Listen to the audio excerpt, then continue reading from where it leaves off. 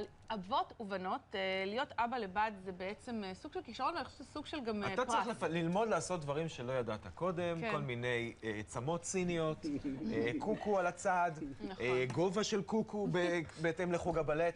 בקיצור, הוציאו סרטון מאוד מצחיק שמראה איך אבות מתמודדים עם הדבר הזה, ואיזה מיומנויות הם צריכים לפתח. תראו קטע ומיד נדבר פה עם אבות. 90 שניות, לעשות שתי צמות. 2 בדקה? כן. וואו. גו! פעם ראשונה שאני עושה את זה בחיים שלי. בדרך כלל אמא עושה. מקסימום, אחרי זה אנחנו עושים לך קרחת. טאדאם! בדרך כלל אמא עושה. למה אמא בדרך כלל עושה? כי היא יודעת. פוצ'ונת, תגידי, איזה דברים של בנים אני לימדתי אותך ואת יודעת לעשות מצוין? אנחנו רואים בימי חמישי בערב משחקים של מכבי. כדורגל אני טובה. כן, כדורגל. זה בזכות אבא? לא. לא, זה בזכות הילדים מהכיתה שלי. לימדתי אותך להתגלח, נכון? משימה שבאה לבדוק האם אבא מכיר את ארון הבגדים שלך. שמלה עם פרחים. שמלה עם פרחים. קודם כל צריך למצוא את מדף השמאלות. איפה זה מדף השמאלות? היית שחור. טייט שחור. זה כחול. תני לי רמז, אני במדף הנכון? ממש לא. אין לי מושג איפה הכל. רמז, גלגל הצלה. זה שלא אומר בכלל. כן. זה מאוד חינני, זה לא החולצה שלי, זה שלא אומר. זה מאוד חינני וגם מעצבן. חוסר האונים שלכם הוא קצת מעצבן. אז יושב פה אבא אחד, שלום לך. בוקר טוב. כמה בנות? בת אחת ובן אחד. יש לך גם בן. יש לי גם בן. הנה, יש פה את הילדה החיננית.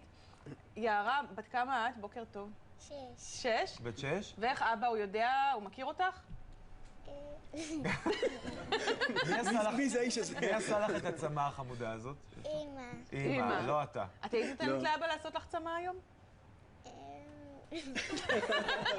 דווקא הקוקיות, בוא נגיד, לא ברמה. אני מתנצל. לא ברמה. הייתה לי דקה להכין אותם בלחץ. כן.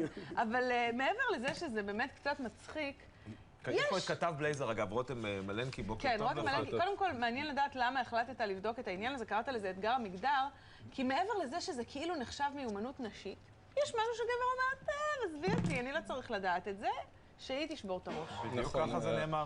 הגברים הרבה פעמים מרגישים שהם נאורים מאוד ומתקדמים מאוד, אבל בעצם בהרבה בתים, גם בישראל, יש עדיין חלוקה מגדרית שהיא מאוד עתיקה, וזו בעיה, ואני באמת... ממתי אתם בבלייזר דואגים לחלוקה המגדרית? כן. קודם כל מאז ומעולם. חשוב לכם לטפח את הגבריות ה... נכון, יש חלוקה. אני צוחק. הרעיון הוא בעיניי שכן, ואפשר גם לראות את זה בבלייזר, בטח בשנתיים, 3 האחרונות, אפשר לראות כן התקדמות למקום הזה של התודעה, של...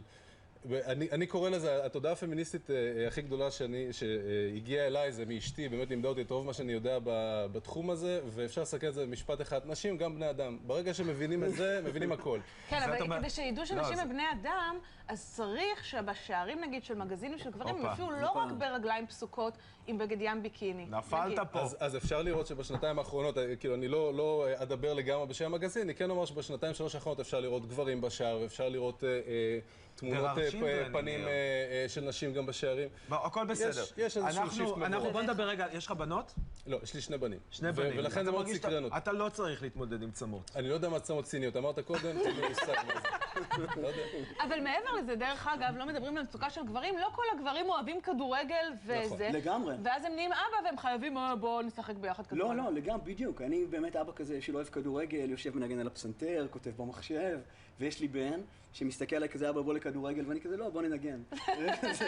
ויש את יערה, שזה בסדר גמור, זאת אומרת, מוצאים דברים אחרים, לא הכל זה כדורגל. מה עוד למדת? נגיד, אני למדתי בתור אבא לבנות להבדיל בין סגול בהיר לוורוד כהה, יש שם איזה עמימות בחלק מהגוונים. ברור, לבנות יש עולם שלם של סקאלה של צבעים, אוקר, כל מיני דברים שאנחנו לא... מה זה אוקר? מה זה אוקר? אני אומרת שגם אני לא יודעת מה זה אוקר, אבל אני לא בת... לחצת פה, במבחן שלו... יערה, יש לי שאלה אלייך.